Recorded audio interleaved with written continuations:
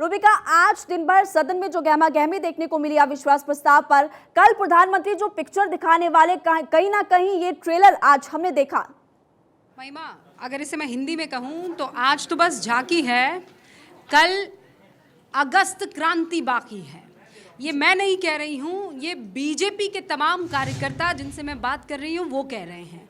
वो ये कह रहे हैं कि अब तक तो ये लग रहा था कि ये जो अविश्वास प्रस्ताव है, और आपने सुना होगा जब गृहमंत्री अमित शाह पटल पर बोलने के लिए खड़े हुए, 5 बजे का वो वक्त था, 2 घंटे 4 मिनट तक लगातार वो फैक्ट्स और फिगर्स, वो आंकड़े सामने रखते रहे। और शुरुआत उन्होंने किस बात से की कि अविश्वास प्रस्ताव 27 मरतबा इस देश में आ चुका है और सदन में 11 मरतबा।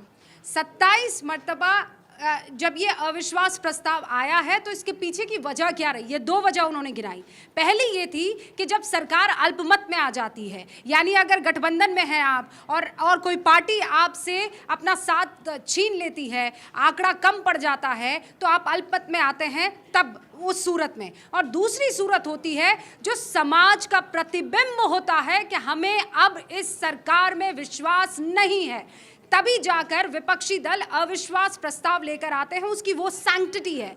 लेकिन आज, और ये मैं बकौल अमित शाह आपको बता रही हूँ, अमित शाह ने कहा, लेकिन आज मैं सुबह से लेकर, इनफैक्ट कल से लेकर, जो गौरव गोगोई की तरफ से प्रस्ताव की शुरुआत की गई या लीड स्पीकर के तौर पर जो उन्होंने अपनी बात रखी, तब से लेकर आज तक जो कुछ भी विपक्ष के नेताओं की तरफ से कहा गया है, उन्हें बहुत शब्दशः सुन रहा था। और आज मैं इस निष्कर्ष पर पहुंच चुका हूं कि ये कोई समाज का या जनता का प्रतिबिंब नहीं है या अविश्वास नहीं है, ये बस विपक्ष को भ्रांति फैलाने का एक मौका भर चाहिए था। और उसके बाद एक के बाद एक मुद्दा उन्होंने उठाया। उन्होंने राहुल गांधी की दादी इंदिरा गांधी के समय का जिक्र किया, उन्होंने मनमोहन सिंह के समय का जिक्र किया, उन्होंने नरसिम्हा राव के समय का जिक्र किया। और जब इनका जिक्र कर रहे थे तो वो याद कर रहे थे मणिपुर के हालात की भी। और उसके बाद आगे बढ़ते बढ़ते बीच में वो ये कह रहे थे कि ये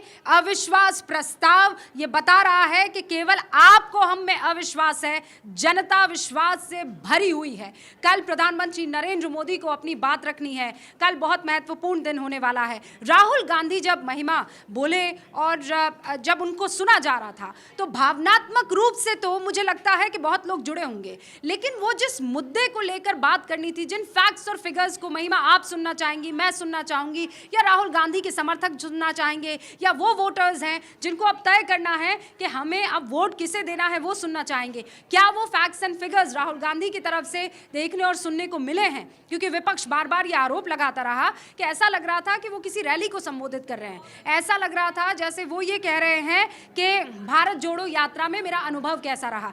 लेकिन अब कल देखना होगा कि आज अमित शाह ने, महिमा अगर आपने नोट किया तो वो बीच बीच में आते और राहुल गांधी और विपक्ष पर एक आध सेंटेंस का अटैक करते और दोबारा अपने फैक्ट्स और फिगर्स पर आ जाते। बहुत सधे हुए अंदाज में 2 घंटे 4 मिनट लगातार वो हर मुद्दे पर बात करते रहे।